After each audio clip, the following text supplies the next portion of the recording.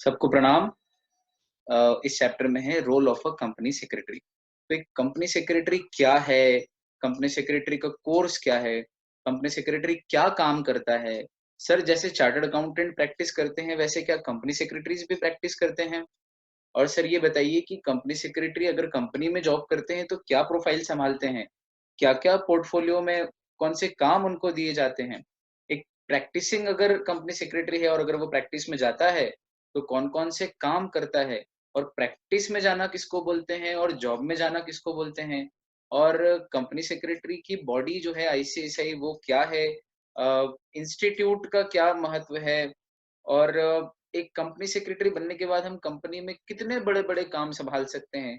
ये तमाम बातें मतलब एक सीएस के बच्चे को ये ज़रूर जानना चाहिए कि वो जो कोर्स कर रहा है, वो कोर्स क्या है? उस कोर्स के अंदर क्या है? उस कोर्स अ, को करने के बाद जब वो बन के प्रोफ़ेशनल बन के बाहर निकलेगा, तो क्या-क्या एवेन्यूज़ उसके लिए खुले हुए हैं? कितने सारे काम हैं जो वो कर सकता है? इतने सारे कामों को करके वो कितना महत्वपूर्ण पद प्राप्त कर सकता है किसी कंपनी में और उस महत्वपूर्ण पद के साथ आता है महत्वपूर्ण दायित्व और महत्वपूर्ण पद और महत्वपूर्ण दायित्व जब आता है तो महत्वपूर्ण रिस्क आप हैंडल करोगे और ये सब करने का जो पैसा होगा वो भी बहुत ही महत्वपूर्ण होगा यानी कि बहुत ही बड़ा होगा, महनीय होगा, महती अर्निंग आप कर सकते हो यानी कि बहुत ज्यादा अर्निंग आप कर सकते हो। तो अगर कॉमर्स फील्ड में आने के बाद ज़्यादातर लोगों को लगता है कि chartered accountancy is the way to go. Chartered accountancy is the course to pursue. Chartered accountancy is more valuable than a company secretary. It has got more scopes than a company secretary. I am afraid आपकी सोच एक तरफा है, थोड़ी-सी biased है। अगर हम compare करेंगे तो कई जगहों पर आपको ये जानने को मिलेगा कि शायद अ, नंबर ऑफ बिजनेस ऑर्गेनाइजेशंस जो एक चार्टर्ड अकाउंटेंट हैंडल कर सकता है, sole proprietorship, company, partnership, limited liability partnership, individual. एक ठेले पे गोलगप्पे पानी पूरी बेचने वाला भी अगर पैसे ज्यादा कमा ले तो सीए के पास जाता है, सीएस के पास नहीं जाता है। एक्सेप्टेड। और इतने सारे लोगों का काम लेके पैसा ज्यादा कमा सकता है, एक्सेप्टेड। लेकिन at the same time company secretary जो सिर्फ इन सब की बजाय एक company form of business organisation से ही जुड़ता है, ज्यादातर मोस्टली उसके नाम में ही है कंपनी सेक्रेटरी यानी कि he relates to company form of organisation. लेकिन at the same time company का काम भी तो कितना बड़ा है और उस बड़े काम की बड़ी चीज में बड़े पद पे केएमपी में है, लीगली एक्सेप्टेबल पद है, लीगली एक्सेप्टेबल सिग्नेचर है। तो कंपनी सेक्रेटरी भले ही एक ऑर्गेनाइजेशन से जुड़ता है लेकिन उस एक ऑर्गेनाइजेशन में जुड़ के भी बड़े काम करता है, बड़ा पैसा कमाता है, बड़े पद पे बड़ी पोजीशन को एंजॉय करता है। कोई घबराने की बात नहीं है। प्रैक्टिसिंग सीए हो या प्रैक्टिसिंग सीएस हो, 95 साल की लड़खड़ाते हुए हाथों से उस लड़खड़ाती हुई उम्र में भी अगर साइन करता है तो भारत सरकार के तमाम सरकारी डिपार्टमेंट्स को उस सिग्नेचर को वैल्यू करना पड़ता है, उसके महत्व को जानते हुए उसे उस डॉक्यूमेंट को एक्सेप्ट करना पड़ता है। इसलिए हम कहीं कम नहीं है कंपनी सेक्रेटरीज भी चार्टर्ड अकाउंटेंट से। मैं तो कहता हूँ कि दोनों सिस्टर प्रोफेशन हैं। और आमतौर पे यही बात जब हम पढ़ते थे तब भी यही कही जाती थी हमारे सीनियर्स के द्वारा कि भाई ये दोनों तो सिस्टर प्रोफेशन है, they are complementary to each other. एक तरफ हम जहाँ कंपनी लॉ के, मैनेजमेंट के, कम्युनिकेशन के, लाइजन के एक्सपर्ट हैं, लीगल रिप्रेजेंटेशंस के, सेक्रेटरियल ऑडिट के एक्सपर्ट्स हैं, तो चार्टर्ड अकाउंटेंट्स ऑडिट के, फाइनेंशियल ऑडिट के, चार्टर्ड अकाउंटेंट्स टैक्सेशन के, अकाउंटेंसी के, फाइनेंशियल मैनेजमेंट के मोर ओवर एक्सपर्ट है। लेकिन वो जो पढ़ते हैं वो हमें भी आता है, हम जो पढ़ते हैं वो उनको भी आता है। हम एक ही तो जेनेटिक, एक ही तो स्पीशीज से, एक ही जेनेसिस से निकले हुए हैं दोनों प्रोफेशंस। इसलिए let's not fight, let's not allow others to instill anything in our minds to disturb any faith that we have about our profession. We are and we will be one of the most coveted professions of the country, company secretaries। ठीक है बच्चों, चलो भैया। तो elements of company secretaries legislation, ये 5 minute का जो हमारा छोटा सा भाषण हो गया या एक इंट्रोडक्टरी पैराग्राफ हो गया, मेरा खुद से बना के बोला हुआ बिना सोचे समझे। मुझे what I feel from my heart is what I speak. तो ये आपके सामने है, चलिए शुरू करते हैं। कंपनी सेक्रेटरी का कोर्स कौन चलाता है? तो उसके लिए बॉडी है एक जो पार्लियामेंट्री एक्ट के तहत सेटअप है जिसका नाम है the institute of company secretaries of India. Act बना था 19 80 में पार्लियामेंट ने बनाया है। It is a government affiliated body एक तरीके से, यानी कि in fact it's a statutory corporation, है ना, under the act of parliament. Ministry of corporate affairs के जुरिस्डिक्शन में आईसीएसआई का काम पूरा चलता है, and it provides top quality education to the students of company secretaries and best set of standards to CS members. तो अपने students का भी ध्यान रखता है आईसीएसआई और मेंबर्स का भी ध्यान रखता है। स्टूडेंट्स को बेस्ट एजुकेशन प्रोवाइड करता है और मेंबर्स को बेस्ट स्टैंडर्ड सेट करके देता है फॉर गुड गवर्नेंस। दुनिया के गुड गवर्नेंस के लिए पहल करने वाले इंस्टीट्यूट्स में कंपनी सेक्रेटरी ऑफ इंडिया, यानी कि the institute of company secretaries of India, जो हमारा आईसीएसआई है, ये सबसे अग्रणी इंस्टीट्यूट है। और हम CS are also known as governance professionals. तो वर्ल्ड वाइड एथिकल और बेस्ट प्रैक्टिसेस ऑफ गवर्नेंस को, कॉर्पोरेट गवर्नेंस को पूरे वर्ल्ड के मानचित्र पे लाने का सबसे बड़ा जो महती भूमिका निभाई है ना, विद सेक्रेटरियल स्टैंडर्ड्स, है ना, with corporate governance award every year, तो वो काम किया है आईसीएसआई ने। क्योंकि अभी इस समय किताब में, आईसीएसआई की किताब भी कहता है कि मोर देन 50,000 कंपनी सेक्रेटरीज हैं। पर मुझे पता है, अभी रिसेंटली मेरे एक बच्चे की मेंबरशिप आई है, मेरे एक स्टूडेंट की, और उसकी 59,000 कुछ है। तो आप मान रिसेंटली, मतलब इस बात को भी साल 1.5 साल से ज्यादा हो चुका होगा ऑलमोस्ट। और भी कई बच्चों की अभी बिल्कुल पेंडिंग है, आने वाली है ना, बस उनकी आर्टिकलशिप हुई है और अभी उन्होंने अप्लाई कर रखा है मेंबरशिप के लिए। तो अराउंड 60,000 मेंबर्स हो चुके हैं, अब 60 प्लस हो गया है आंकड़ा। और 4 लाख स्टूडेंट्स अभी आईसीएसआई के रोल पर हैं, जो आगे पीछे, जिनमें से कुछ बनेंगे, कुछ नहीं भी बनेंगे, ड्रॉप आउट कर जाएंगे। लेकिन कंपनी सेक्रेटरीज, भाई मैं तो पहले 30,000 में आ रहा हूँ, पहले 25-30,000 के अंदर मेरा नंबर है, पुराने हो गए अब हम बहुत, है ना। लेकिन ये अब जो आंकड़ा है, ये बढ़ते जा रहा है दिन पे दिन, है ना। पिछले 12-13 ही सालों में, मुझे इतने ही साल हुए, और मेरे बाद अगले कुछ सालों में देखो कितना आगे बढ़ चुका है नंबर। चलो बच्चों, ICSI has its headquarters at New Delhi. 4 regional offices हैं, दिल्ली, चेन्नई, कोलकाता, मुंबई, है ना। और पूरे भारत में ऑन एन, मतलब एवरेज भी नहीं, इनफैक्ट ज्यादा ही होंगे, 70 से ज्यादा चैप्टर ऑफिसेस हैं, ब्रांच ऑफिस, चैप्टर ऑफिस हैं। इंदौर चैप्टर भी एक चैप्टर है, पुणे चैप्टर है, सूरत चैप्टर है, जगह जगहों पर चैप्टर्स हैं। और 4 इसके रीजनल ऑफिसेस है, WIRC Mumbai, NIRC new Delhi, SIRC south Indian regional council या ऑफिस चेन्नई में है, और EIRC यानी ईस्टर्न इंडिया रीजनल काउंसिल, वो है कोलकाता में। तो north east west south, WIRC, NIRC, EIRC और SIRC। चलो, ये याद रखिए। आईसीआईसीआई गवर्नमेंट इनिशिएटिव्स को बहुत कंट्रीब्यूट करती है social economic growth of India में। जब आईसीआईसीआई के 50 इयर्स कंप्लीट हुए थे, अब आप कहोगे सर 1980 में लॉ बना है, तो 2020 में तो 40 साल ही हुए हैं या इसके आसपास, क्योंकि 1-2 साल पहले मोदी जी आए थे। तो ये तो कुछ 40 साल ही हुए, लेकिन इंस्टीट्यूट उसके भी पहले से है ना। इंस्टीट्यूट पार्लियामेंट्री एक्ट बन के तो 1980 में आया, उसके पहले ये it was a group of people who started this institute. बाद में गवर्नमेंट अफिलिएशन मिला, तो इसको 50 साल हो चुके हैं। तो 50th एनिवर्सरी जब आईसीआईसीआई की थी, तब मोदी जी आए थे उस बड़े कार्यक्रम में, on all the honourable guests and all a lot of members who attended the seminar। Modi ji ने बहुत कुछ कहा, और उन्होंने कहा था कि कंपनी सेक्रेटरीज हमारे देश की गवर्नेंस की रीढ़ की हड्डी हैं। ये उनके कहने का सारांश था, जो मैं अपने शब्दों में कह रहा हूँ। ठीक है, बहुत बड़ा रोल प्ले करते हैं कंपनी सेक्रेटरी कॉर्पोरेट गवर्नेंस में। अब देखें आईसीआईसीआई का विजन स्टेटमेंट, मिशन स्टेटमेंट और मोटो क्या है। देखो भाई, विजन स्टेटमेंट और मिशन स्टेटमेंट आप मैनेजमेंट में पढ़ते ही हो कि क्या होता है ये। विजन इनका है, इनकी सोच ये है, इनका आगे लक्ष्य ये है कि गुड कॉर्पोरेट गवर्नेंस को वर्ल्ड वाइड प्रमोट करने में ICICI wants to be a global leader. ICICI चाहता है कि पूरे वर्ल्ड में गुड कॉर्पोरेट गवर्नेंस की, कंपनियों को कितने अच्छे से चलाया जाए कि कंपनियां देश का भी भला करे, समाज का भी भला करे, और खुद भी प्रॉफिट कमाए, और सब कुछ एथिकल हो, और कहीं कोई वायलेशन न हो लॉ का। तो उस गुड कॉर्पोरेट गवर्नेंस को प्रमोट करने में ग्लोबल लीडर बनना है। और इसके लिए मिशन क्या है कि वो हाई कैलिबर प्रोफेशनल्स को डेवलप करना है, जो उस विजन को, corporate governance, good corporate governance जो हम चाहते हैं, उस विजन को फैसिलिटेट कर सकें। तो आईसीआईसीआई का विजन कब पूरा होगा, जब आईसीआईसीआई ऐसे प्रोफेशनल तैयार करेगी जो गुड कॉर्पोरेट गवर्नेंस को करवाएंगे, फैसिलिटेट करेंगे, है ना, उसमें की रोल निभाएंगे। ये मिशन है। और मोटो क्या है इसके लिए, मोटो है speak the truth and abide by the law. ये पुराणों से, शास्त्रों से लिया गया है। ये लिया गया है शायद उपनिषद से, if I am not wrong. और ये हिंदी में है सत्यम वद और धर्मम चर। सत्यम वद यानी कि सत्य कहो, और धर्मम चर यानी धर्म का आचरण करो, धर्म को पालो। तो स्पीक द ट्रूथ, सत्यम वद, धर्मम चर यानी कि अबाइड बाय द लॉ। यहाँ धर्म का अर्थ है हिंदू, मुसलमान, सिख, ईसाई, जैन, बौद्ध, पारसी नहीं, वो धर्म नहीं। धर्म यानी कि न्याय, धर्म यानी कि नीति, धर्म यानी कि कानून, लॉ। तो speak the truth and abide by the law, सत्यम वद धर्मम चर। वाह, आईसीएसआई की सोच बहुत ऊंची है। ये हमारे लोगों का इंस्टीट्यूट का लोगो है, the institute of company secretary of India.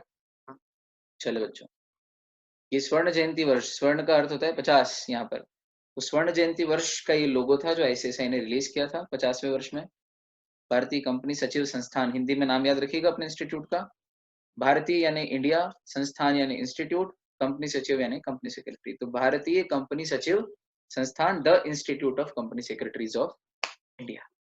Core values क्या है हमारे आईसीएसआई ने, जिसको आइडेंटिफाई किया है कि भाई आईसीएसआई की कोर वैल्यूज क्या है, यानी कि आईसीएसआई की क्या बिलीफ है, क्या सोच है, क्या विचार है। तो देखें, core values are the expression of believes followed by an individual, group और कम्युनिटी इन देयर पर्सनल और प्रोफेशनल बिहेवियर, इंडिविजुअली और कलेक्टिवली। तो जो आईसीएसआई के बिलीफ है वो हर मेंबर के बिलीफ है ना। तो जब आईसीएसआई कुछ बिलीफ रखता है, कोई एक सोच रखता है, कोई एक विजन रखता है, कोई एक प्लान रखता है, एक पॉलिसी रखता है, तो उसे हम सब इंडिविजुअल्स को, जितने भी मेंबर्स हैं आईसीएसआई के, उनको फॉलो करना है ना। हम हमारी सीएस की कम्युनिटी को अपने पर्सनल भी बिहेवियर में भी और प्रोफेशनल बिहेवियर में भी, ठीक। तो आईसीएसआई के हर मेंबर को इन कोर वैल्यूज को फॉलो करना है। ये आईसीएसआई ने हमारे लिए दिए, हर मेंबर के लिए। आप आज स्टूडेंट हो, कल मेंबर बनोगे तो आपको भी इन कोर वैल्यूज को फॉलो करना है। क्या है वो core values? Integrity, ethics, reliability, ownership और बीइंग स्टेक होल्डर सेंटर, ठीक। तो अब अगर संक्षेप में, ये कोई बहुत ज्यादा इस पे स्ट्रेस ना देते हुए, इजी चीजें, दिमाग में जोर मत डालना कि यार कुछ कठिन है। इंटीग्रिटी यानी कि, ध्यान दें, यानी कि मजबूती लाओ अपने कार्य में, अपने व्यवहार में। आईसीएसआई चाहता है उसका हर मेंबर इंटीग्रिटी के साथ काम करे। इंटीग्रिटी यानी कि पूरी मजबूती के साथ, पूरी ईमानदारी के साथ और पूरे दम के साथ, है ना, बिना किसी झोल के, बिना किसी गड़बड़ के। तो पहला इंटेग्रिटी। दूसरा है एथिक्स। एथिक्स यानी कि जो भी काम करें हम वो एथिकली करें। हम पहले इसके लिए लेक्चर ले चुके हैं बिजनेस एथिक्स में। एथिक्स की क्या परिभाषा है, एथिक्स के कितने एलिमेंट्स हैं, ये सब हम बात कर चुके हैं। तो एथिकल चले, है ना, किसी कंपनी के अंदर फ्रॉड हो रहा हो तो उसको रिपोर्ट करे। ये तमाम बातें आईसीएसआई के हर मेंबर को ध्यान रखनी। देखो, और देखो बच्चों आगे, एथिक्स के बाद है रिलायबिलिटी। तो आईसीएसआई का मेंबर जब ऑनेस्ट होगा, एथिकल होगा, इंटीग्रिटी वाला होगा, और जब वो कुछ कहेगा और वही करेगा जो कह रहा है और जो कर रहा है, मतलब he is walking his talk. तो when you walk your talk you automatically become reliable. तो आईसीएसआई के मेंबर्स, आईसीएसआई चाहता है कि आईसीएसआई और उसके सभी मेंबर्स इन कोर वैल्यूज को फॉलो करें, जिसमें से एक है रिलायबिलिटी। फिर है ओनरशिप। ओनरशिप का यहाँ अर्थ है कि जो करो उसको ओन करो, है ना। तो जो कहो उसको स्वीकार करो कि मैंने कहा, जो करो उसको स्वीकार करो कि मैंने किया। हर चीज की ओनरशिप लो, जिम्मेदारी लो, और पूरी जिम्मेदारी के साथ अपनी कंपनी का काम करो, या जिस किसी भी क्लाइंट का काम कर रहे हो उसको करो। और आखिरी है being stakeholder centric. Centric यानी फोकस्ड। तो स्टेक होल्डर सेंट्रिक यानी कि स्टेक होल्डर पे फोकस्ड रहो। कि जब आप कंपनी में जाते हो as a company secretary, ICICI ने हर मेंबर को बोल रखा है कि कोर वैल्यूज को फॉलो करना, जिसमें से एक है being stakeholder centric. Stakeholder centric का यहाँ तात्पर्य है कि भाई आईसीआईसीआई का हर मेंबर जहां जाएगा वहां जितने भी स्टेक होल्डर हैं उन पे फोकस करेगा और उनका ध्यान रखेगा। ऐसा नहीं कि सिर्फ गवर्नमेंट का ही भला सोचेगा, ऐसा नहीं कि जिस कंपनी में है उस कंपनी का ही भला सोचेगा, ऐसा भी नहीं कि सिर्फ उस कंपनी के कंज्यूमर का भला सोचेगा, ऐसा भी नहीं कि उस कंपनी के जो सप्लायर है, रॉ मटेरियल सप्लायर है, सप्लाई चेन में डिस्ट्रीब्यूटर है आगे, नहीं, जिस कंपनी में है उस कंपनी से जुड़े हुए जितने स्टेक होल्डर हैं सबका भला हो, विन विन हो, इस बात का ध्यान रखेगा। जो जो उसके जुरिस्डिक्शन में है उन सब में किसी के साथ गलत ना हो, उन सब का ध्यान रखेगा। जहां कुछ गलत होगा वहां पर विसल ब्लोअर बन जाएगा। जैसे कि रेफरी सीटी बजाता है किसी भी खेल में, फुटबॉल में, हॉकी में या और भी सॉफ्टबॉल जैसे गेम है, बेसबॉल है, जहाँ रेफरी सीटी बजा देता है अगर कोई फाउल हो रहा हो, हैंड हुआ हो, कोई पेनल्टी हो, कोई किसी प्रकार की फ्री किक हो, और इशारा करता है भाई इस टीम ने किया है। तो बस कंपनी सेक्रेटरी भी एक व्हिसल ब्लोअर है ना? यानी कि एक सीटी बजाने वाला है कि जहाँ लॉ का वायलेशन हुआ कंपनी में, वो इशारा कर देगा भैया लॉ का वायलेशन हुआ है, सुधार कर लो, नहीं तो मैं तो इसकी रिपोर्टिंग गवर्नमेंट को कर दूंगा। इससे क्या होगा? लॉ का पालन होगा, और लॉ का पालन कंपनी सेक्रेटरी कराता है तभी तो गवर्नेंस प्रोफेशनल है। गुड कॉर्पोरेट गवर्नेंस को इंश्योर करता है कंपनी सेक्रेटरी। एक एक वर्ड समझ में आ रहा है बच्चों? है ना? ये सारे वर्ड से जीवन भर पाला पड़ना है। आगे देखो, अब आते हैं कंपनी सेक्रेटरी की डेफिनेशन। कंपनी सेक्रेटरी की डेफिनेशन कंपनी सेक्रेटरीज एक्ट 1980 के सेक्शन 2(1)(c) में है। सेक्शन 2 सबसेक्शन 1 क्लॉज सी में है, और वो क्या है? Company secretary means a person who is a member of the ICSI, यानी कि institute of company secretaries of India. इसके अलावा कंपनी सेक्रेटरी के रोल अलग अलग लीगल इनैक्टमेंट यानी अलग अलग लॉ में भी डिफाइंड है, लेकिन आईसीएसआई की डेफिनेशन तो इतनी सी है कि यहाँ से यहाँ तक।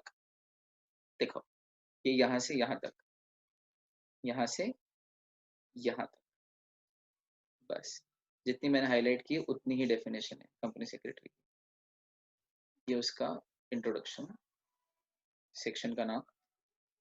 तो according to section 2(1)(c) of the company secretaries act, company secretary means a person who is a member of the institute of company secretaries of India. बस इतनी डेफिनेशन।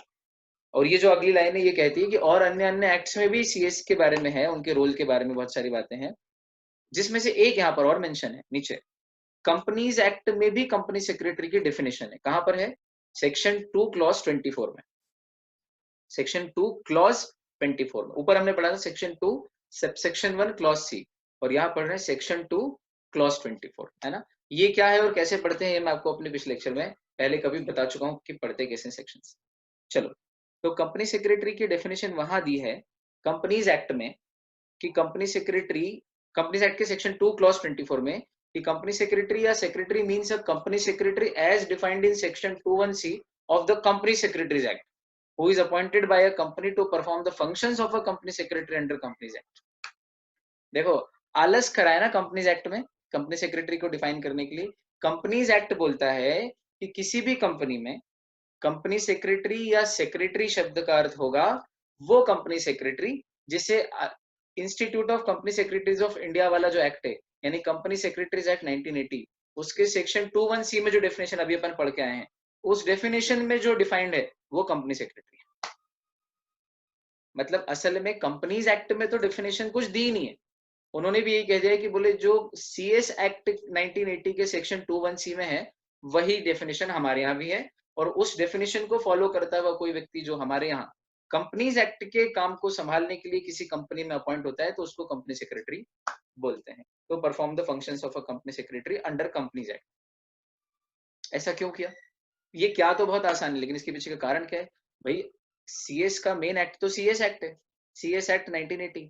अब कल को भगवान न करे या for some very good reasons अगर सीएस की परिभाषा बदलती है तो फिर ये परिभाषा हर जगह बदलनी पड़ेगी, हर एक्ट में, कंपनीज एक्ट में भी बदलनी पड़ेगी, है ना? लेकिन अगर कंपनीज एक्ट सीएस की परिभाषा कुछ लिखता ही नहीं है और सीधे सीधे रेफरेंस ले देता है डेफिनेशन में कि CS means CS as defined in company secretaries act का सेक्शन 2(1)(c), तो इसका मतलब है कि कल को सीएस एक्ट में कोई बदलाव हुआ तो उसका इफेक्ट ऑटोमेटिकली कंपनीज एक्ट में भी आ जाएगा, वहां हर जगह फिर बदलाव करने की जरूरत नहीं पड़ेगी, नहीं तो इतने सारे एक्ट में अमेंडमेंट करना पड़ जाएंगे। क्या लॉजिक रखते हैं यार, है ना लॉ मेकर्स? तो कंपनी सेक्रेटरी की डेफिनेशन कंपनीज एक्ट में ऐसी है, ये तो कोई भी पढ़ाएगा कोई भी बात करेगा, पर ऐसी क्यों है ये जानना बहुत जरूरी है। बहुत लॉजिकल होना चाहिए यार आदमी को जीवन में, प्योरली लॉजिकल। चलो आगे बढ़ रहे हैं।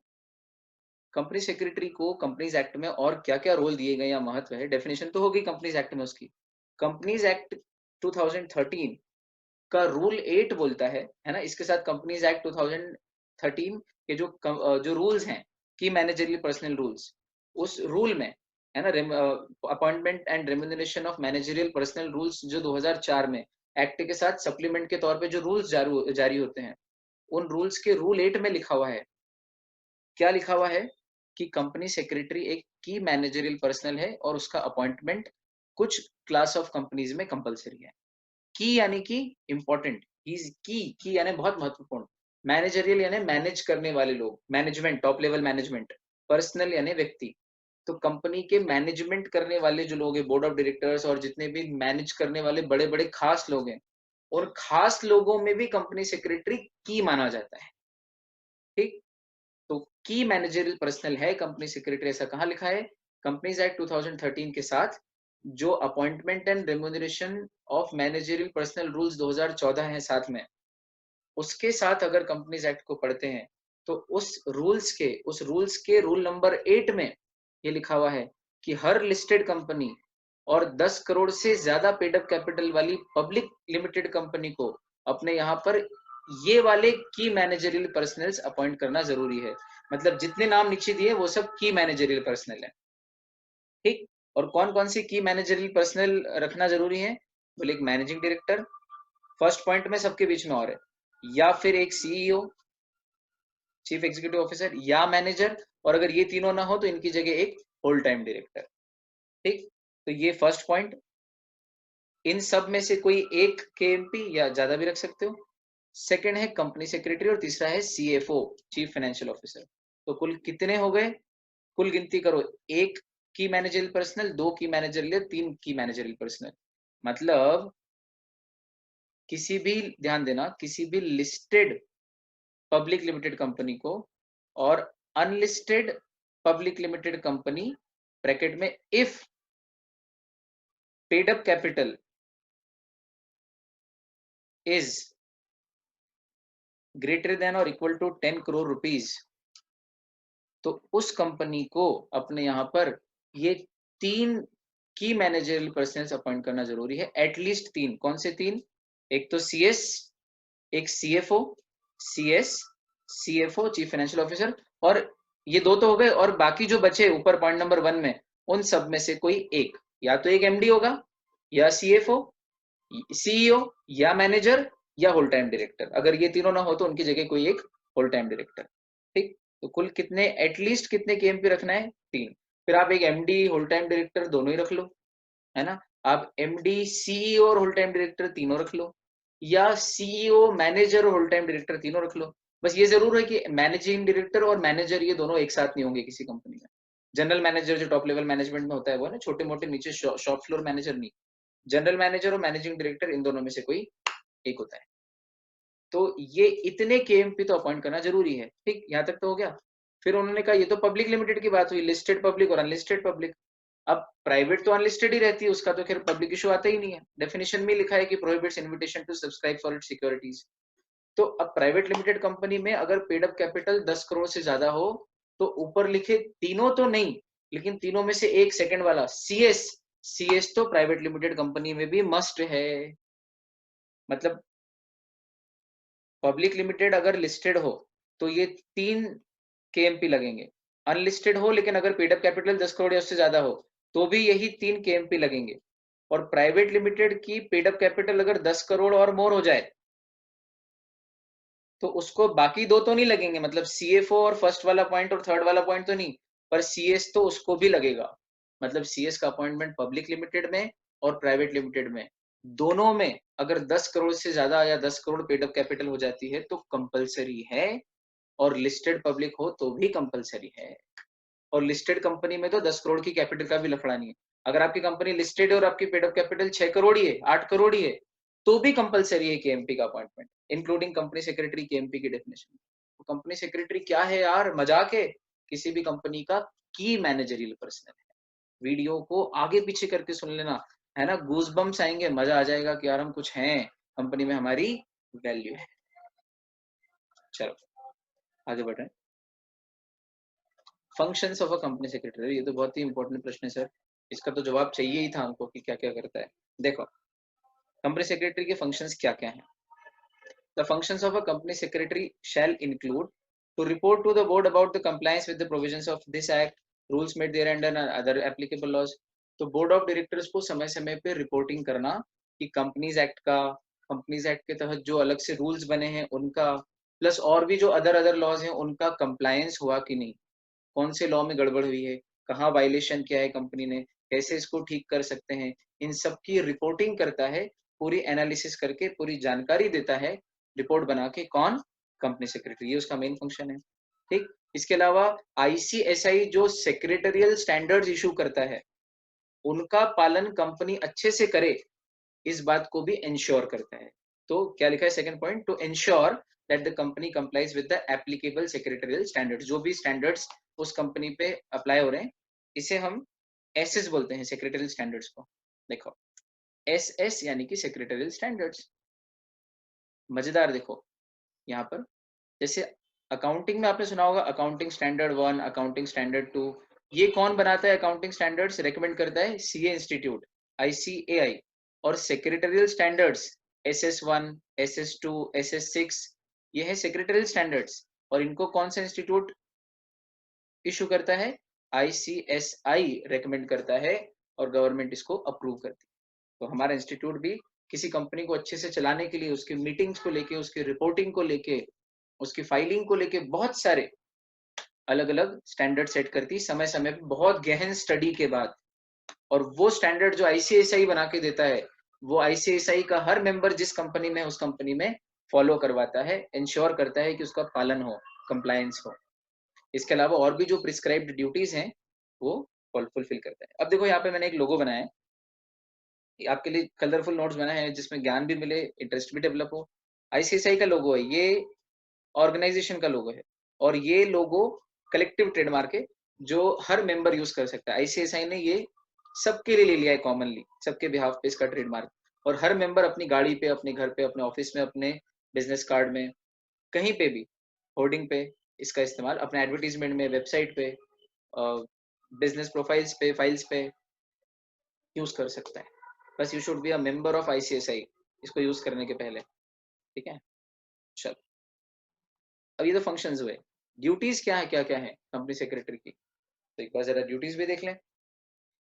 देखो, the duties of a company secretary shall also discharge the following duties. क्या? जैसे to provide to the directors of the company collectively and individually such guidance as they may require with regards to their duties, responsibility and power.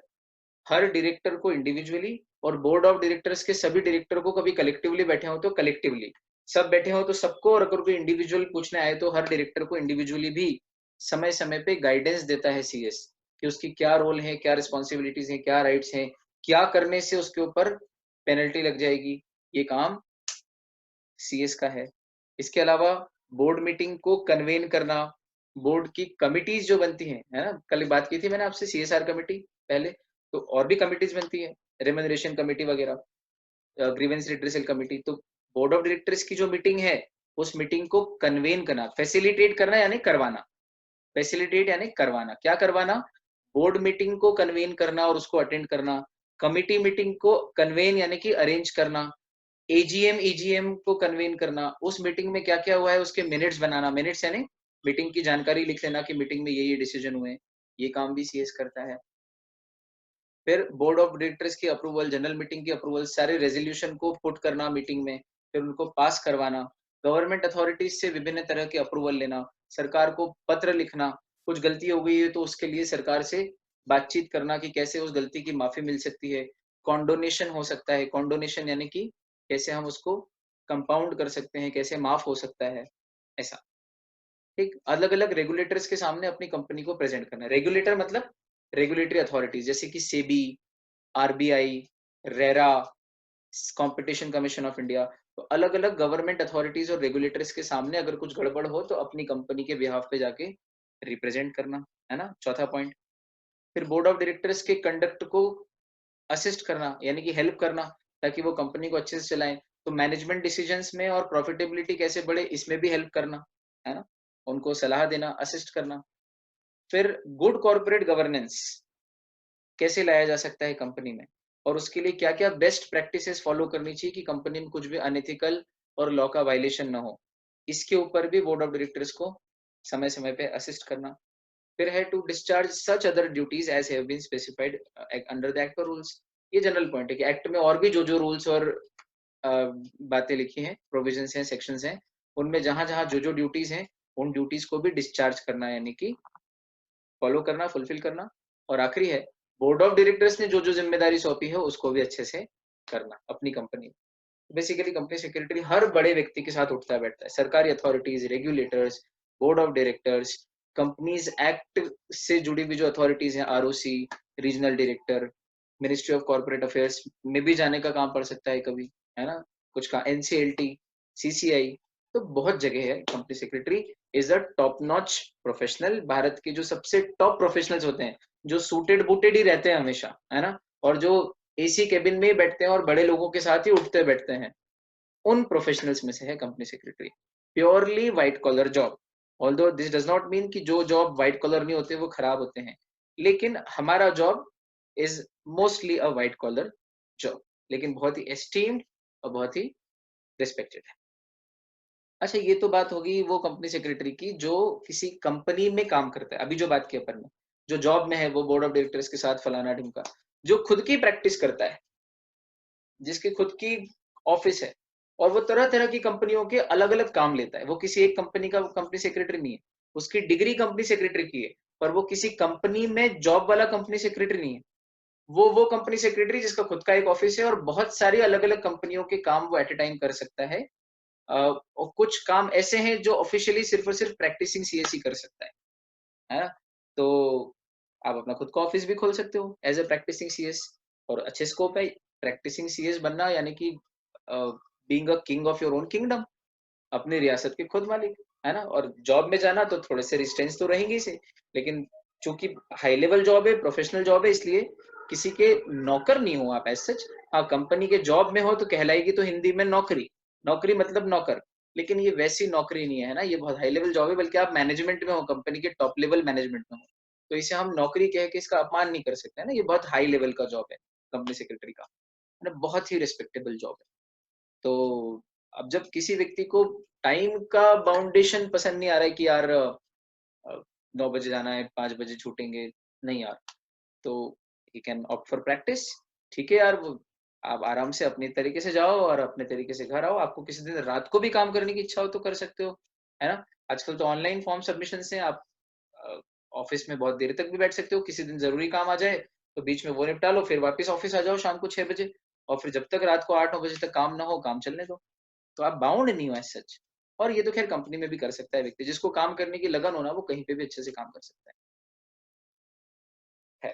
तो अपने अपने pros and cons है, practice के भी बहुत फायदे हैं, जॉब के भी बहुत फायदे हैं। अब जिसके पास कुछ नहीं है, प्रैक्टिस के लिए एक छोटा सा ऑफिस चाहिए, कुछ 10-20-50 लोगों से आपका उठना बैठना हो, रैपॉर्ट हो, चार्टर्ड अकाउंटेंट से, सीनियर कंपनी सेक्रेटरीज जो हैं आपके आसपास, उनसे, तो आप सर्वाइव कर सकते हो। नहीं तो पहले दिन तो आप बैठ गए टेबल कुर्सी लगा के कमरे में, तो काम तो आने से रहा एज सच, है ना।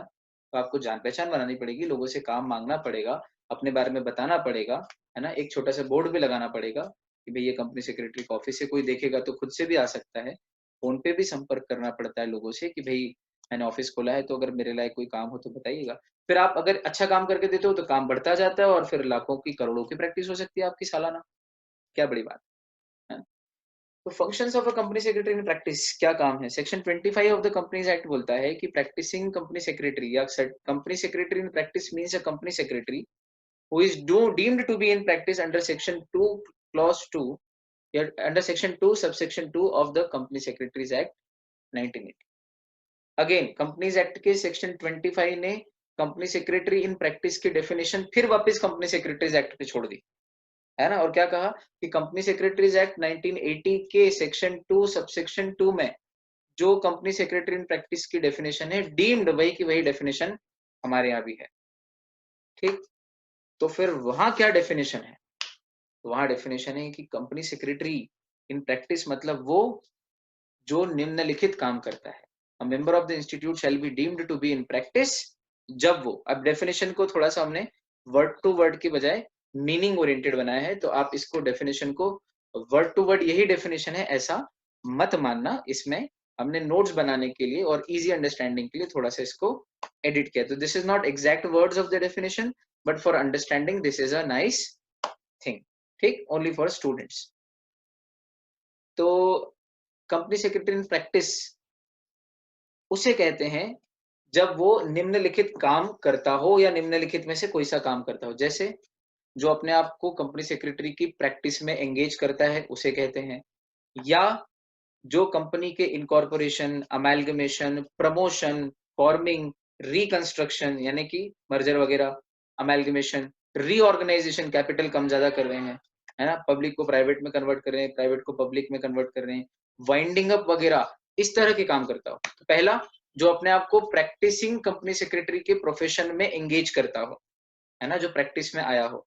दूसरा, या फिर कोई व्यक्ति कंपनी सेक्रेटरी बनने के बाद अगर कंपनी का promotion, forming, incorporation, amalgamation, reconstruction, reorganisation और वाइंडिंग अप से रिलेटेड सर्विसेज देता हो, मैं नहीं बना रहा हूँ कंपनी, जो बना रहे हैं उनको इन सब कामों में सर्विसेज प्रोवाइड कर रहा हूँ, है ना, तो ये भी कंपनी सेक्रेटरी इन प्रैक्टिस का काम है ना, उसके क्या क्या काम है कंपनी सेक्रेटरी इन प्रैक्टिस के, हेडिंग ये समझ में आएगी कि ये कंपनी सेक्रेटरी इन प्रैक्टिस की डेफिनेशन भी एक तरीके से, और इससे हमको ये भी पता लग रहा है कि कंपनी सेक्रेटरी इन प्रैक्टिस क्या क्या काम करता है। ठीक। इसके अलावा सी पॉइंट क्या है? सी पॉइंट बोलता है कि वो और भी सच अदर सर्विसेज भी परफॉर्म करता है, जैसे जैसे कि वो किसी कंपनी का ऑथराइज्ड रिप्रेजेंटेटिव बन के उस कंपनी के डॉक्यूमेंट्स फाइल करता है, रजिस्ट्रेशन कराता है, डॉक्यूमेंट्स प्रेजेंट करता है, अटेस्ट करता है, डॉक्यूमेंट्स वेरीफाई करता है, या कंपनी का शेयर ट्रांसफर एजेंट है, या इशू हाउस का काम करता है शेयर इशू के लिए, या शेयर या स्टॉक का ब्रोकर है, या सेक्रेटरियल ऑडिटर या कंसल्टेंट, मतलब हर स्टॉक ब्रोकर सीएसओ जरूरी नहीं है, पर सीएस स्टॉक ब्रोकर का काम भी कर सकता है किसी कंपनी के लिए, ये ध्यान देना है ना। मार्केट में जितने स्टॉक ब्रोकर है वो सीएस नहीं है, पर एक सीएस इन प्रैक्टिस क्या क्या काम कर सकता है, तो एक काम वो स्टॉक ब्रोकर का भी कर सकता है, ये ध्यान रखना। सेक्रेटरियल ऑडिटर या सेक्रेटरियल ऑडिट का कंसल्टेंट बन सकता है, कंपनी के मैनेजमेंट का एडवाइजर बन सकता है कि जो लीगल या लीगल प्रोसीजर से रिलेटेड एडवाइस देता है कंपनी को। अलग अलग कंपनियों के बोर्ड ऑफ डायरेक्टर्स आते हैं, जरूरत पड़ने पे सलाह लेते हैं और चले जाते हैं। हर कंपनी में तो जरूरत पड़ती नहीं है सीएस की फुल टाइम की, जिनमें 10 करोड़ से ज्यादा हो वहां कंपलसरी है, जहां 10 करोड़ से कम हो वहां ऑप्शनल है। तो जिनके यहाँ ऑप्शनल है वो कई बार क्या करते हैं कि अपने यहाँ सीएस तो नहीं रखते जॉब में, एएमपी, लेकिन जब कुछ ऐसा मामला फंसता है जिसमें सीएस की सलाह की जरूरत है, तो उसकी सलाह जाके प्रैक्टिसिंग सीएस से ले लेते हैं, है ना। तो वो एडवाइजरी का काम भी करता है प्रैक्टिसिंग सीएस। इसके अलावा सर्टिफिकेट इशू करता है कंपनीज को, ड्यू डिलीजेंस सर्टिफिकेट देता है कि भाई ये कंपनी की ये सर्च एंड स्टेटस रिपोर्ट बना के देता है, तो बहुत सारे सर्टिफिकेट्स भी इशू करता है। याद करो, एक डिक्लेरेशन भी साइन करता है इनकॉर्पोरेशन के टाइम पे, जिसमें एक प्रैक्टिसिंग सीएस साइन कर सकता है, याद आया, प्रैक्टिसिंग सीएस कंपनी इनकॉर्पोरेशन के डिक्लेरेशन पे साइन करता है that all the requirements of companies act with respect to incorporation of the company has been have been complied with, है ना, तो ये सारी चीजें करता है। इसके अलावा जो अपने आप को पब्लिक में ऐसा शो करता हो कि मैं कंपनी सेक्रेटरी इन प्रैक्टिस हूँ, इसका मतलब वो कंपनी सेक्रेटरी इन प्रैक्टिस है। इसके अलावा कंपनी सेक्रेटरी के प्रोफेशन से रिलेटेड जितनी भी प्रोफेशनल सर्विसेज अगर कोई दे रहा है, तो समझ लो वो कंपनी सेक्रेटरी इन प्रैक्टिस है। लेकिन इन सब चीजों के पीछे एक शर्त है कि आपको ये सब काम करने के लिए आईसीएसआई से सर्टिफिकेट ऑफ प्रैक्टिस लेना पड़ेगा। इसका अर्थ ये नहीं कि जो इनमें से ऊपर जो लिखे हैं काम, इनमें से कोई भी काम कर रहा है मतलब वो सीएस इन प्रैक्टिस हो जाएगा, नहीं। इसका अभिप्राय ये है कि जो सीएस इन प्रैक्टिस होगा वो इनमें से कोई काम करता हुआ पाया जाएगा, लेकिन सीएस इन प्रैक्टिस बनने के लिए उसको आईसीएसआई से मेंबरशिप तो लेनी पड़ेगी, सीएस बनना पड़ेगा। उसके बाद अगर प्रैक्टिस करनी है तो सर्टिफिकेट ऑफ प्रैक्टिस भी लेना पड़ेगा। ठीक, और जिसको जॉब करना है वो भी आईसीआईसीआई का मेंबर तो है ही, लेकिन उसको सर्टिफिकेट ऑफ प्रैक्टिस की जरूरत ही नहीं, क्योंकि उसको प्रैक्टिस नहीं करना, उसको तो जॉब करना है, तो वो डायरेक्ट कंपनी में जाएगा और डायरेक्ट जॉब कर सकता है। जॉब करने के लिए कोई सर्टिफिकेट आईसीआईसीआई से लेने की जरूरत नहीं है, पर प्रैक्टिस करने के लिए आईसीआईसीआई से सर्टिफिकेट लेना पड़ता है। इसके अलावा कंपनी सेक्रेटरी इन प्रैक्टिस जो है, वो भी जैसे कि एक जॉब वाला कंपनी सेक्रेटरी अपनी कंपनी को, सुना हाँ, जॉब में जो कंपनी सेक्रेटरी है, जो प्रैक्टिस नहीं करता है, किसी कंपनी में जॉब करता है, वो अपनी कंपनी का रिप्रेजेंटेटिव बन के अलग अलग गवर्नमेंट अथॉरिटीज से बात कर सकता है, डील कर सकता है, वहां पे प्रेजेंट हो सकता है। उसी तरह प्रैक्टिसिंग कंपनी सेक्रेटरी भी, जो कंपनी उसके पास एज ए क्लाइंट आई है, क्योंकि उसके पास तो अलग अलग कंपनी आती है, तो जो कंपनी एज ए क्लाइंट उसके पास आई है, उस कंपनी की तरफ से उस कंपनी को रिप्रेजेंट कर सकता है, कहाँ, अलग अलग रेगुलेटरी बॉडीज के सामने, जैसे जैसे आरबीआई के सामने, सेबी के सामने, नाम सुना है आपने, national company law tribunal companies का कोर्ट है जहाँ पे सारे कंपनी लॉ के केस जाते हैं, IRDA insurance regulatory development authority of India, है ना बच्चों। 1 second.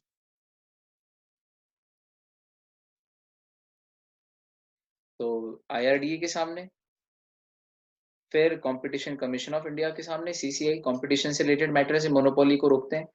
RERA real estate regulatory authorities of India, अगर आप किसी रियल एस्टेट कंपनी, आपकी कोई क्लाइंट है और आप प्रैक्टिसिंग CS हो, और अगर आपके पास वो रियल एस्टेट का कोई केस लेके आया है, तो आप रेरा में भी अपने क्लाइंट का केस पेश कर सकते हो। स्टॉक एक्सचेंज में पेश कर सकते हो अपने क्लाइंट की तरफ से कोई भी डॉक्यूमेंट या कोई बात रख सकते हो। ठीक, ये सारी अथॉरिटीज के सामने कंपनी सेक्रेटरी इन प्रैक्टिस भी ऑथोराइज्ड है, उसको अधिकार है कि वो गवर्नमेंट और उसके विभिन्न रेगुलेटरी बॉडीज के सामने अपनी कंपनी को रिप्रेजेंट कर सकता है ना। लेकिन वो किसी खास एक कंपनी का नहीं है प्रैक्टिसिंग CS, उसके पास जो कंपनी काम लेके आती है उस समय वो उस कंपनी का रिप्रेजेंटेटिव बन के काम कर सकता है, और एक समय में कई सारी कंपनियों का काम हैंडल कर सकता है, वो किसी पर्टिकुलर कंपनी से बंधा हुआ नहीं होता। जबकि जॉब वाला कंपनी सेक्रेटरी अपनी ही कंपनी जिसमें वो जॉब करता है पूरी तरह से फुल टाइम उसी में काम, ठीक है। जॉब वाले को सैलरी मिलती है और प्रैक्टिसिंग CS फीस लेता है। ये उनके रेम्युनरेशन के नाम में भी अंतर है। Remuneration is in the form of fees for practising CS, और remuneration is in the form of salary for job वाला CS।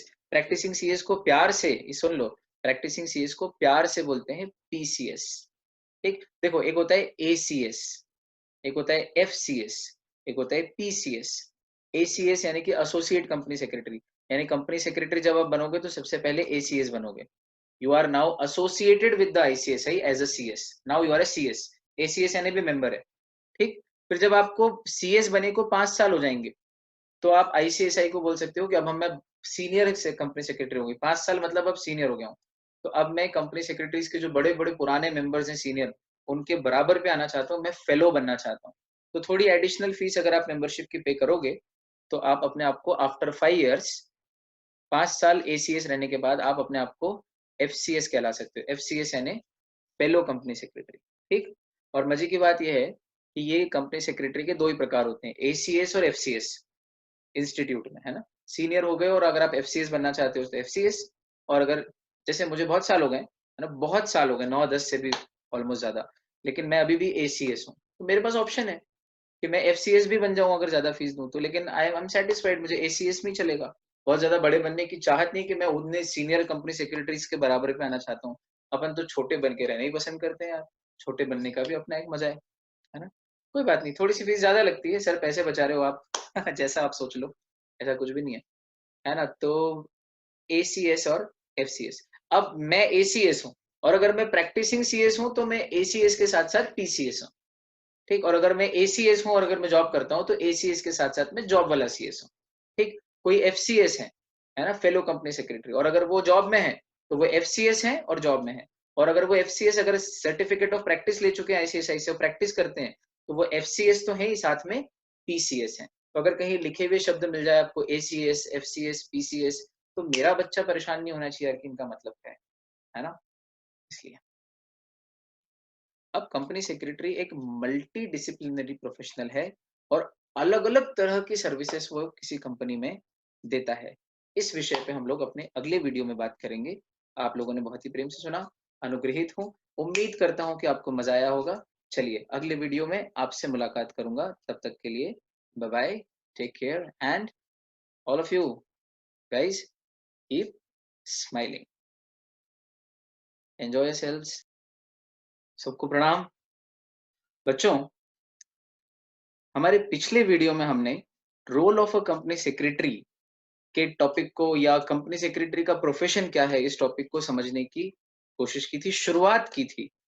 ICSI क्या है, as a professional body ICSI क्या करती है, मेंबर्स को कैसे डेवलप करती है, वर्ल्ड वाइड कॉर्पोरेट गवर्नेंस में ग्लोबल लीडर कैसे बनना, उसका एक विजन है, मिशन क्या है, मोटो क्या है, कंपनी सेक्रेटरी की डेफिनेशन क्या है, कंपनी सेक्रेटरी प्रोफेशन का क्या महत्व है, क्या मॉनेटरी एस्पेक्ट्स हैं, जॉब में क्या ड्यूटीज और क्या फंक्शंस हैं, प्रैक्टिस करने वाले CS की क्या ड्यूटीज और क्या फंक्शंस हैं, और एक कंपनी सेक्रेटरी कितने आयामों को छू सकता है इस प्रोफेशन को परस्यू करके, इन तमाम बातों पर हमने हमारे पिछले वीडियो में बात की थी।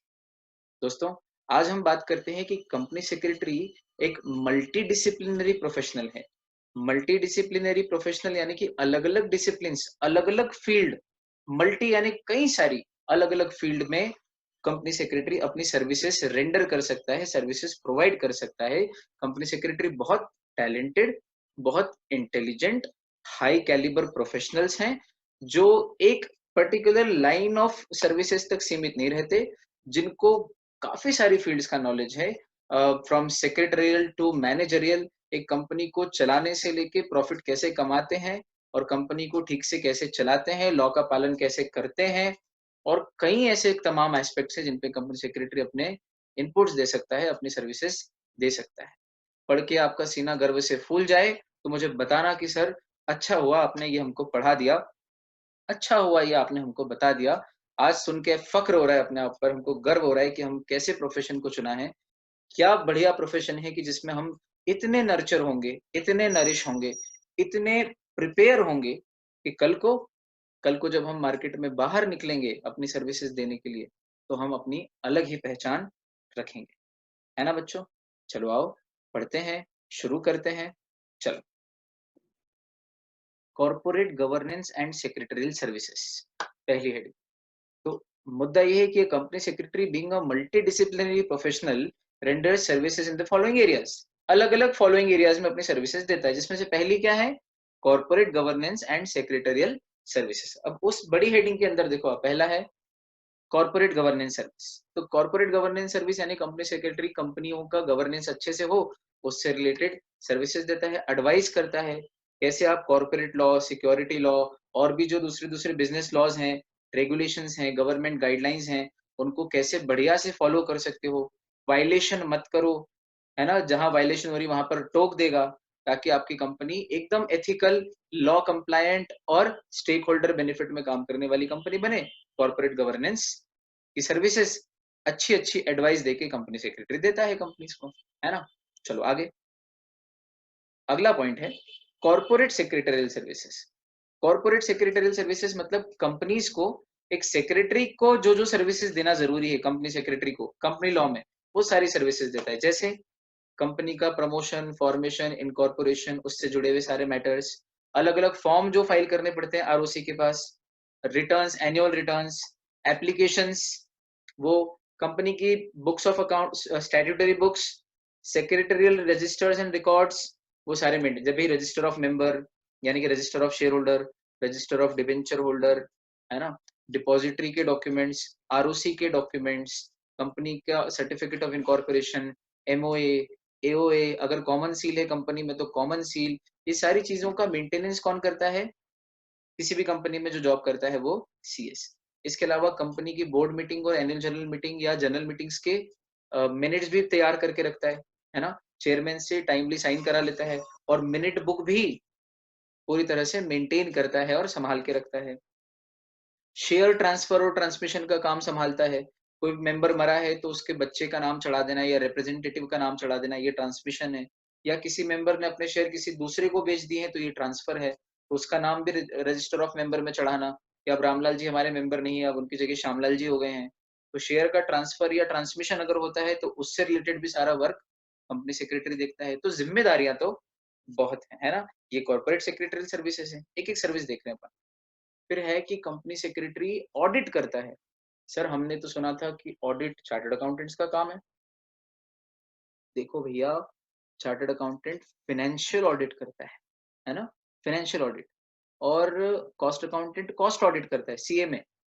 Company secretary secretary secretarial audit करता है, जिसमें कंपनीज एक्ट के रूल्स एंड रेगुलेशंस और कंपनीज एक्ट से जुड़े हुए जो रेगुलेशंस है, सेबी रेगुलेशंस हैं, उनका पालन किसी कंपनी ने किया है या नहीं किया है, इस बात की चेकिंग होती है। Audit is nothing but looking back, कि कंपनी ने अपने लॉ में लिखे हुए प्रोविजंस को अपनी कंपनी में कितना पालन किया और कितना पालन नहीं किया है, इसकी एक रिपोर्ट बना के तैयार करके देता है ना। और साथ ही साथ जो बोर्ड रिपोर्ट होती है कंपनी की, उस बोर्ड रिपोर्ट जो सेक्शन 134 सबसेक्शन 3 में बनती है, उसके साथ एक सेक्रेटरियल ऑडिट रिपोर्ट भी कंपनी को बनानी होती है। कौन सी कंपनी को?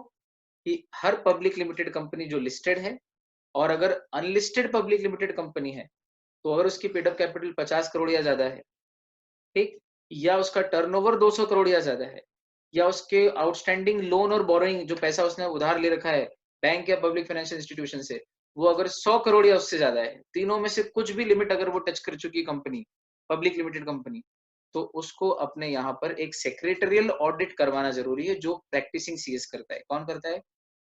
Practising CS. ये बहुत ध्यान से सुन लेना, सेक्रेटरियल ऑडिट प्रैक्टिसिंग सीएस ही करता है। जैसे कि जॉब वाला सीए भी होता है, वो कंपनी का ऑडिट नहीं करता है, ऑडिट हमेशा प्रैक्टिसिंग सीए करता है।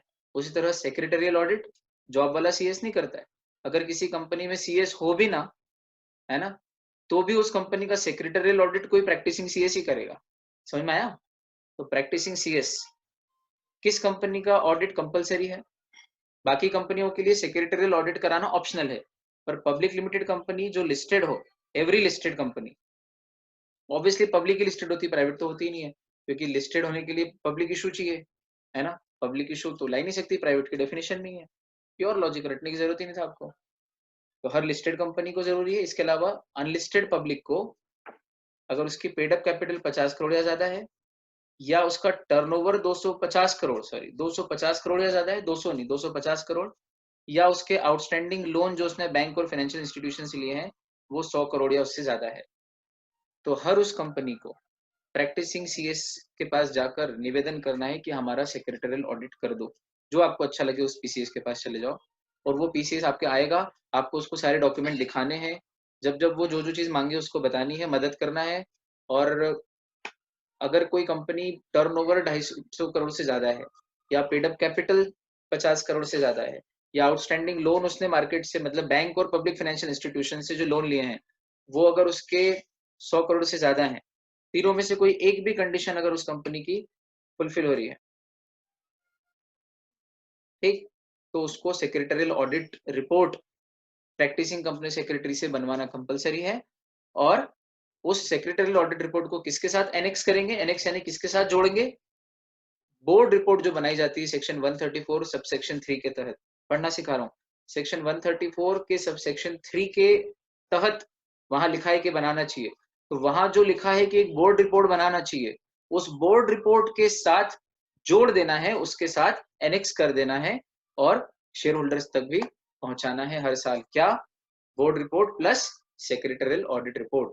Board report board of directors बनाते हैं कंपनी के ओवरऑल कामकाज की साल भर की, और प्लस उस साल के लॉ में क्या क्या कमियां रही हैं, क्या अच्छा रहा है, कहाँ वायलेशन हुए हैं कंपनी लॉ में, उसका पूरा एक ऑडिट का लेखा जोखा सेक्रेटरियल ऑडिट रिपोर्ट भी बनानी है। कौन बनाएगा? सीएस। कौन साइन करेगा? सीएस। कौन सा सीएस? कंपनी में जो जॉब कर रहा है वो नहीं, प्रैक्टिसिंग सीएस, इंडिपेंडेंट प्रोफेशनल। ठीक। इसके अलावा प्राइवेट कंपनी का सेक्रेटरियल ऑडिट रिपोर्ट बनता है, ऑप्शनल अगर बनवाना चाहे तो। पब्लिक लिमिटेड कंपनी जिसका टर्नओवर, पेड अप कैपिटल और आउटस्टैंडिंग लोन सब कुछ कम है, वो उसके लिए भी ऑप्शनल है। लेकिन अगर ज्यादा है जो लिमिट दी है उनमें से, तीनों में से कोई भी एक, आउटस्टैंडिंग लोन की लिमिट, टर्नओवर की लिमिट और पेड अप कैपिटल की लिमिट, तीन लिमिट है। और तीनों की लिमिट क्या है? तो अपन ने पढ़ी है, paid up capital 50 crore, outstanding loans 100 crore, और टर्नओवर 250 करोड़। तीनों में से कोई भी एक लिमिट ज्यादा है, और अगर पब्लिक लिमिटेड कंपनी है तो उसको कंपलसरी है, और अगर लिस्टेड है तो फिर तो कंपलसरी ही है। फिर चाहे उसका उसकी पेड अप कैपिटल 8 करोड़ हो, टर्नओवर 20 करोड़ हो, और आउटस्टैंडिंग लोन 4 करोड़ हो, सब कुछ कम हो, लेकिन लिस्टेड है ना, तो कंपलसरी है फिर सेक्रेटरियल ऑडिट रिपोर्ट, है ना। बहुत अच्छा।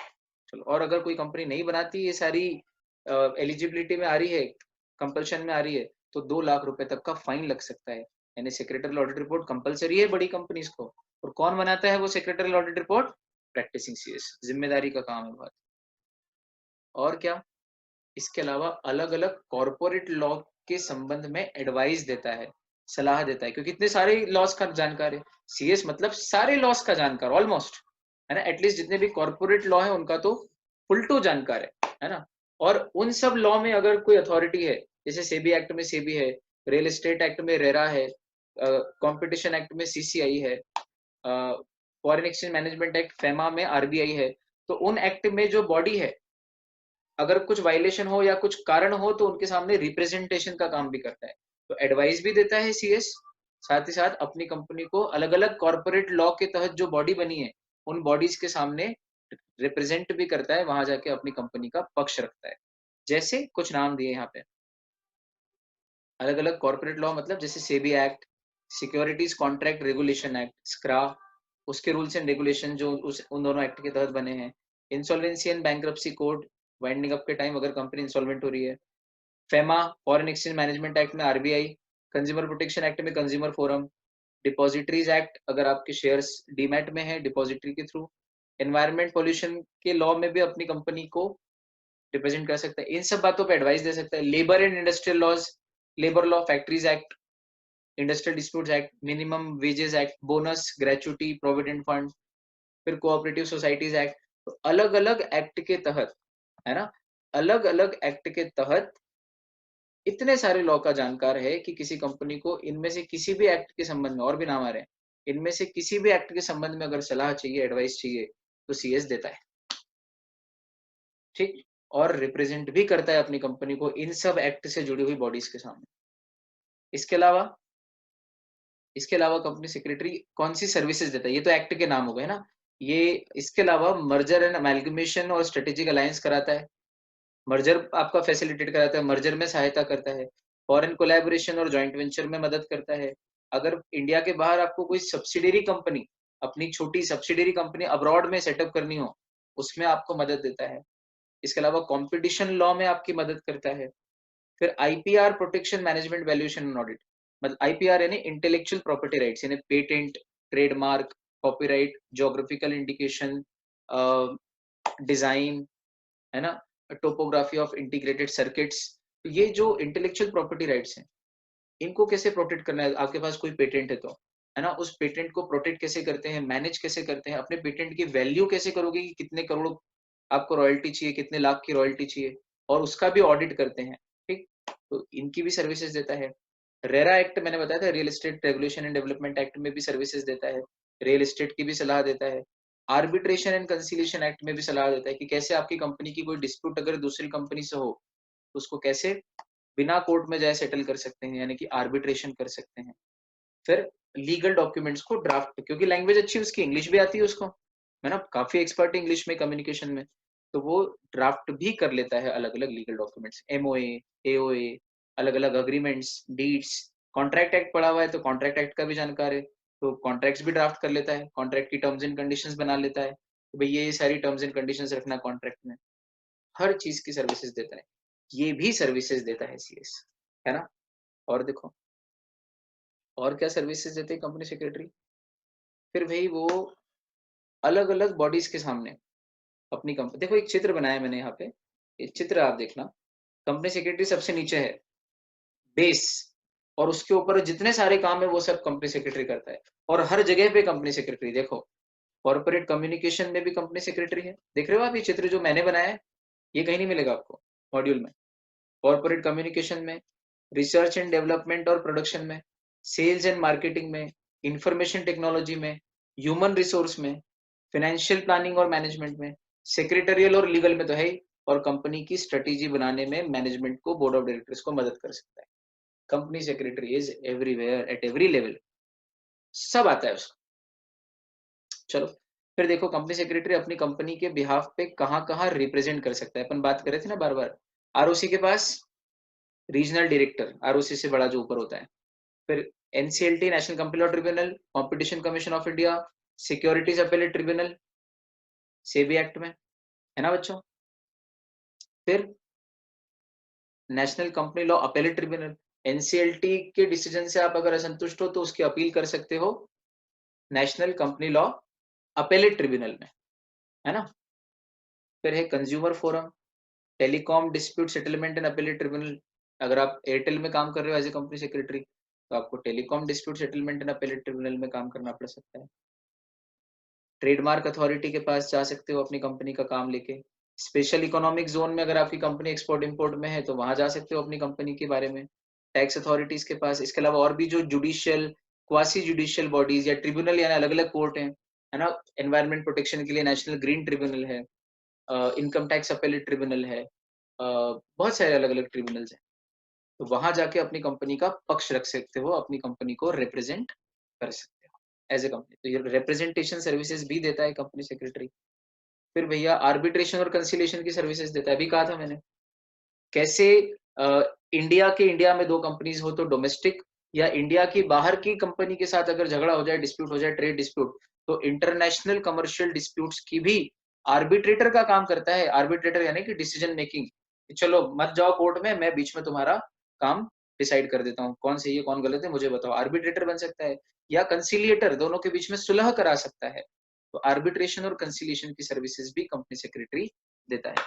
एग्जीक्यूटिव में, सीएस एग्जीक्यूटिव में आर्बिट्रेशन कंसिलिएशन एक्ट है पूरा, है ना। पढ़ाया इसलिए जाता है, देखो जितने नाम ले रहा हूँ ना, इन सब के एक्ट है। Competition act, intellectual property act, income tax act, special economic zones act, SEBI act, SCRA act, NCLT act, NCLT का कॉम्पोजिशन का पूरा चैप्टर, जितने नाम अभी ले रहे हैं आपको हम इस लेवल पे, वो सारे पढ़ाने वाले।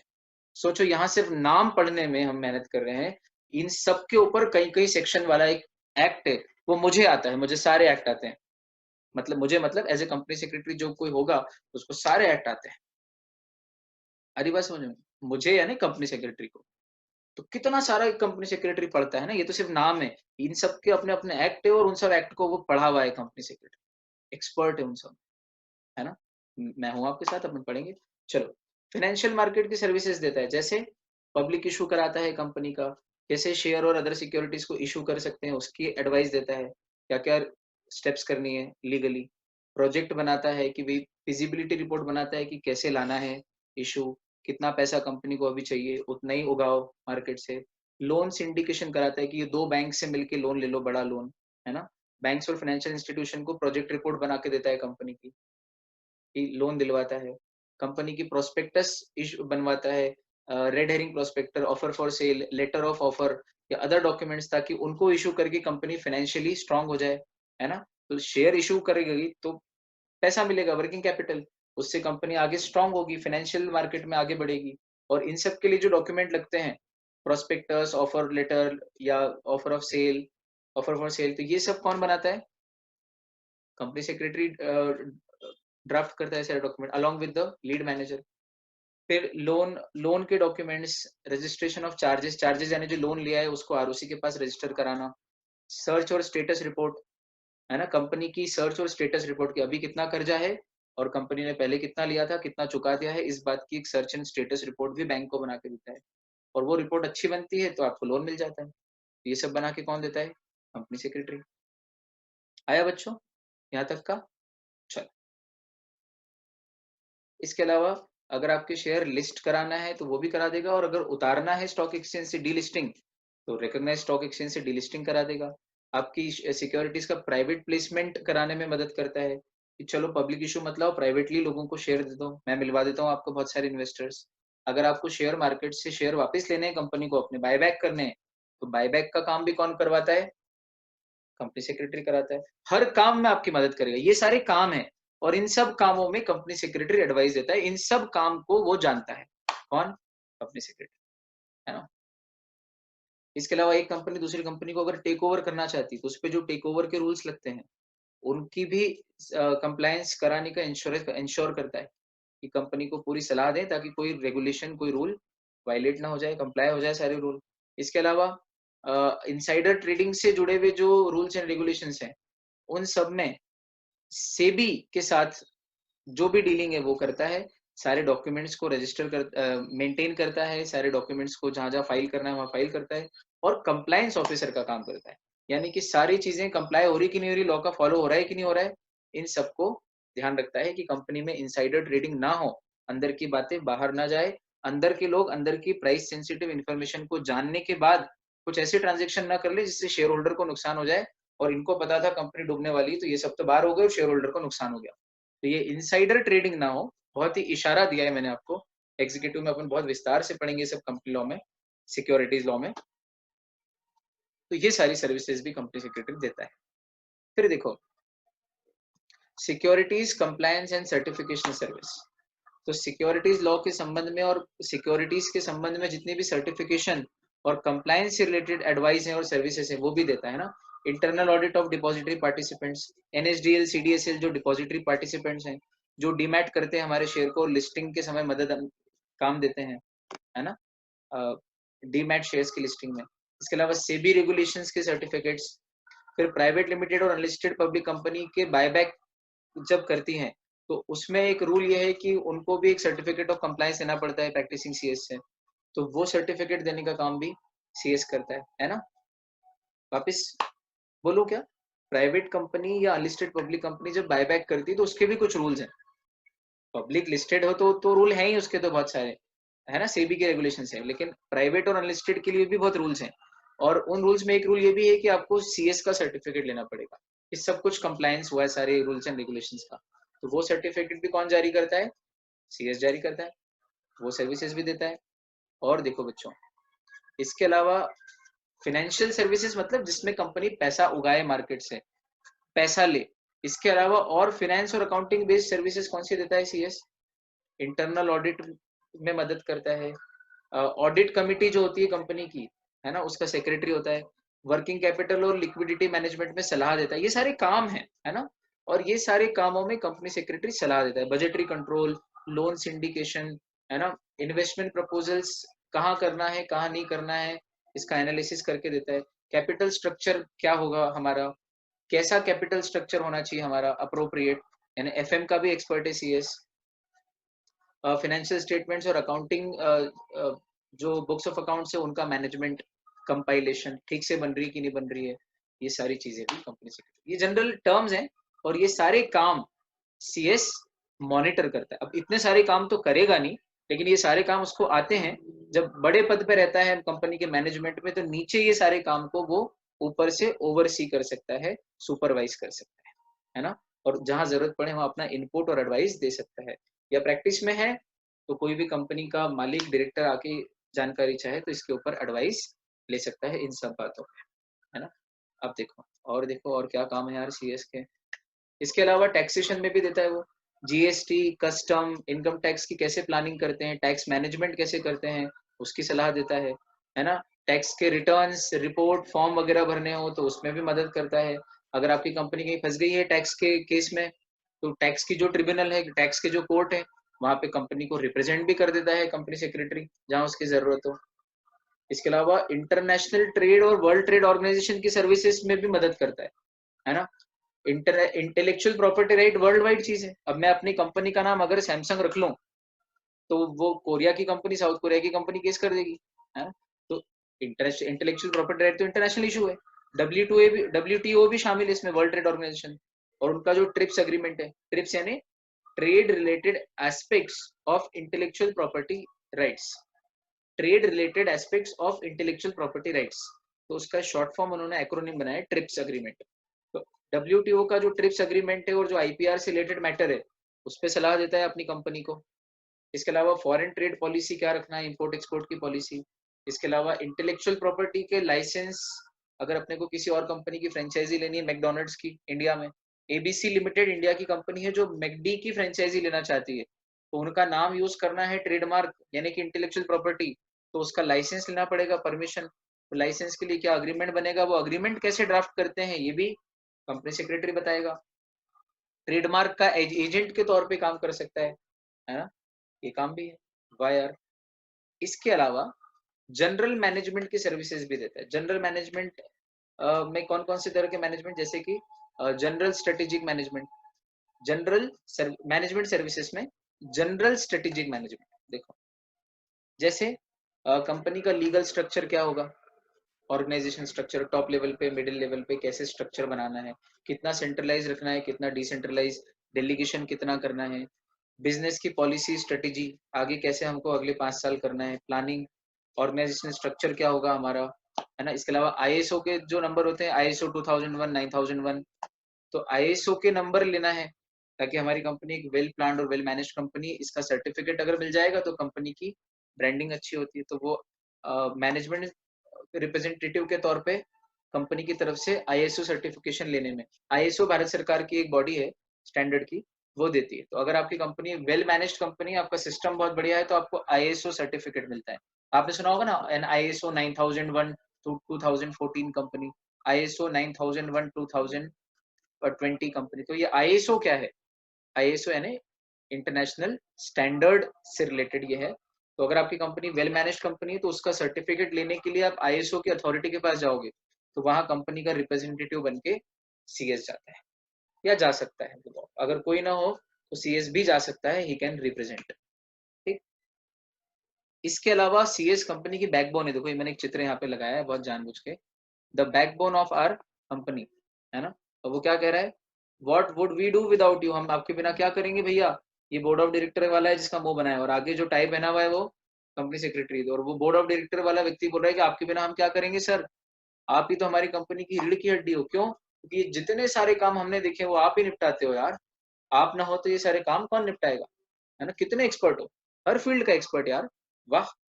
इसके अलावा कंपनी के कॉर्पोरेट कम्युनिकेशन और पब्लिक रिलेशन को भी मैनेज करता है, कंपनी की brand building, image building, goodwill कैसे बन सकती है मार्केट में, है ना। कॉर्पोरेट गवर्नेंस होगा तो ऑब्वियसली अच्छी छवि बनेगी, जैसे इन्फोसिस की छवि अच्छी है, टाटा की छवि अच्छी है, तो उससे भी रिलेटेड एडवाइजरी देता है। फिर अलग अलग जो स्टेक होल्डर है, government, consumer, regulator, authority, share holder, board of director, उन सब से भी कम्युनिकेट करता है ना, सबको जोड़े रखता है। कंपनी सेक्रेटरी एक लिंक है, जंक्शन है।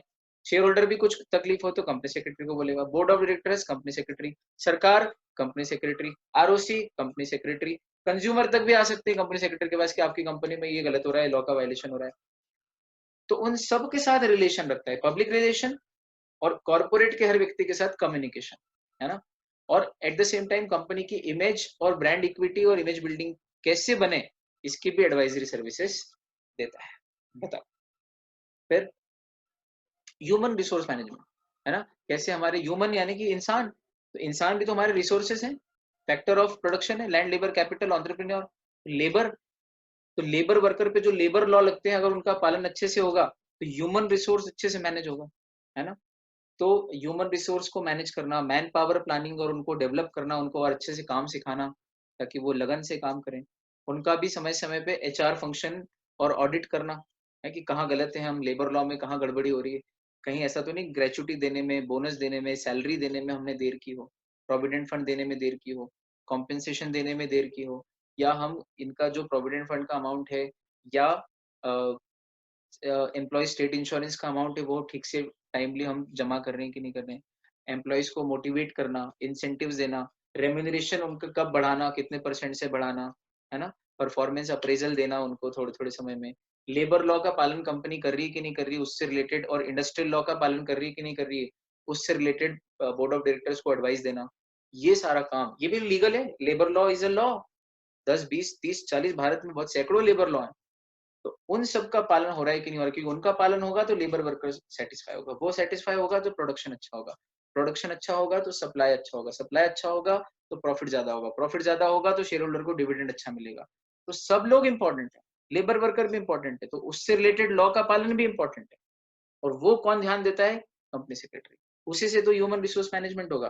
फिर उससे रिलेटेड ये सारी चीजें, है ना, एचआर फंक्शन, उसका audit, performance appraisal, remuneration, motivation, है ना, मैन पावर की प्लानिंग, डेवलपमेंट, सब आ गए।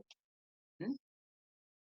फिर भैया कंपनी सेक्रेटरी तो इंफॉर्मेशन टेक्नोलॉजी का भी एक्सपर्ट है यार, है ना। साइबर लॉस का भी ध्यान रखता है वो, कंपनी के डेटा में हैकिंग तो नहीं चल रही। और आजकल तो सारे डेटा, बोर्ड मीटिंग जो है ऑनलाइन हो रही है, पूरी वीडियो कॉन्फ्रेंसिंग से हो रही है। उसके मिनट्स आप रिकॉर्डिंग करके रख लो, बाद में मिनट्स आसानी से बना सकते हो आप देख के, है ना। टेली कॉन्फ्रेंसिंग या वीडियो कॉन्फ्रेंसिंग से बोर्ड मीटिंग कराना, सारे डॉक्यूमेंट्स आप इलेक्ट्रॉनिक मोड में रख सकते हो, आप फिजिकल मोड में रखने की कोई बहुत ज्यादा जरूरत नहीं है। सब चीजें इलेक्ट्रॉनिक मोड में रख लो, तो आईटी का भी एक्सपर्ट होना चाहिए, है ना। सारे शेयर होल्डर को इलेक्ट्रॉनिक मोड में नोटिस भेज देगा मीटिंग में आने का। एजीएम तो फिजिकली होती है जनरली, है ना, पर बोर्ड मीटिंग इलेक्ट्रॉनिकली होती है। पर एजीएम का या ईजीएम का, शेयर होल्डर मीटिंग का नोटिस तो इलेक्ट्रॉनिकली भेज सकते हो ना सबको, है ना, सिक्योर्ड मोड में, जिसमें आपको एक्नॉलेजमेंट मालूम पड़ जाए कि हाँ भाई उनको नोटिस मिल गया। इसके अलावा जितने भी आरओसी के पास फॉर्म जाएंगे जाएंगे या अदर स्टैट्यूटरी अथॉरिटीज के पास फॉर्म जाएंगे, और जो दूसरे दूसरे डॉक्यूमेंट जाएंगे, आजकल वो भी सब ई फॉर्म्स हैं, इलेक्ट्रॉनिक फॉर्म में जाते हैं। तो इंफॉर्मेशन टेक्नोलॉजी की सर्विसेज भी देता है, सारा आईटी रिलेटेड वर्क करता है। जब अपनी पढ़ाई आईटी रिलेटेड हो रही है ऑनलाइन, तो फिर तो सारा काम ऑनलाइन है, आगे द फ्यूचर इज ऑनलाइन, है ना। तो ये सारा काम भी करता है। कंपनी सेक्रेटरी क्या नहीं करता है, he is a jack of all trades, good at all. This is my कहावत, my quotation. A company secretary is a jack of all trades, good at all. सब पे अच्छा है वो। Hardly you see a combination की जिस व्यक्ति को सब आता हो और जो आता हो उन सब में वो एक्सपर्ट हो। लेकिन company secretary is one such professional. क्या बात है। ये कंपनी सेक्रेटरी का फंक्शन है और ये जो फंक्शन है ये भी एग्जाम्पल रूप में है, इससे भी बहुत ज्यादा फंक्शन है। Sky is the limit guys, sky is the limit, है ना? तो आप कंपनी सेक्रेटरी के सारे फंक्शन, सारे रोल, सारा इंपॉर्टेंस जानने के बाद पूरे गर्व, पूरे जोश के साथ अपने नाम के आगे सीएस इमेजिन करना, लिखना मत। अभी जब तक बनो नहीं तब तक लिख नहीं सकते, है ना? कहीं लिख मत देना, फेसबुक पे, व्हाट्सएप पे, ट्विटर पे, इंस्टाग्राम पे, कहीं लिखना मत जब तक बन नहीं जाओ अपने नाम के आगे सीएस। लेकिन आंखों के सामने इमेजिन करते रहना हमेशा, बस मेरे नाम के आगे सीएस लगा है। और ये भी कोई बहुत बड़ी चीज़ नहीं है। आप लोगों का कैलिबर देख के मुझे लगता है कि वो नाम के आगे सीएस लिखा जाएगा बहुत जल्दी, लेकिन बनने के बाद एक अच्छे प्रोफेशनल के तौर पे। और जितनी चीज़ें हमने पढ़ी हैं, वो सारी चीज़ों का एक्सपर्ट बन के जब आप उतरोगे फील्ड में, तो एक अलग ही गर्व का अनुभव करोगे। हम जैसे टीचर, मेरे मेरे जैसा टीचर, जिसका स्टूडेंट आज पता नहीं सैकड़ों बच्चे कंपनी सेक्रेटरी बन गए हैं। हर महीने कोई ना कोई नया स्टूडेंट मेंबर बनता है, क्योंकि इतना समय हो गया है और इतने सारे मेंबर बन गए हैं अपने बच्चे, और अब आगे भी और बनते जाएँगे। और जब आप लोगों को मैं देखता हूँ कि यार ये इतने सारे बच्चे हैं अपने बन गए हैं, बहुत खुशी होती है, बहुत फ़ख्र होता है। रिलायंस में है अपने पढ़ाए हुए बच्चे, रिलायंस में जॉब कर रहे हैं, as a company secretary appointed है, ट्रेनिंग रिलायंस में की है। अ, बड़ी-बड़ी कंपनीज़ में, और क्या नाम लें, बड़े-बड़े बैंक्स में हैं। भारत पेट्रोलियम में अपने बच्चे हैं, कोल इंडिया लिमिटेड में अपने बच्चे हैं, Steel Authority of India Limited में है, कहाँ नहीं है? You name and we have our student there, almost. तो अभिप्राय ये है यार, it's been very long and I am proud of all my students, I am proud of all my colleagues, all my seniors who are company secretaries who guided me in this journey. और things have been beautiful and things will always be beautiful, unless कि हम इस profession से दूर हो जाएं या इससे नफरत करें।